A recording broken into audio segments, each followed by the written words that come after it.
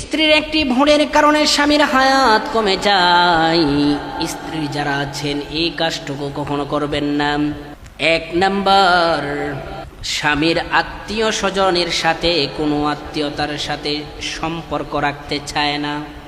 অনেক স্ত্রী আছে স্বামীর আত্মীয় স্বজন বলতে মা বাবা ভাই বোন, আত্মীয় স্বজন খালা খালু, তাদের সাথে সম্পর্ক রাখতে চায় না। স্ত্রী এই কাজটি করে, এই জন্য স্বামীর হায়াত কমে যায়। এরপরে আল্লাহর হাবিব সাল্লাল্লাহু আলাইহি ওয়াসাল্লাম বলেন, এই ধরনের কাজ যদি কোনো নারী করে তাহলে এই একটি ভুলের কারণে তার হায়াত কমে যাবে। আত্মীয়তার সাথে সুসম্পর্ক রাখবেন। আত্মীয় স্বজন যদি আপনার জন্য, আপনার স্বামীর জন্য দোয়া করে, আল্লাহ রাব্বুল আলামিন আপনার হায়াতের মধ্যেও বরকত দান করবে, আপনার হায়াতের মধ্যেও বারাকা দান করবে, আপনার রিজিকের মধ্যেও বারাকা দান করবে। এই জন্য কোনোদিন স্ত্রীর যারা আছেন এই ভুলটুকু কখনো করবেন না।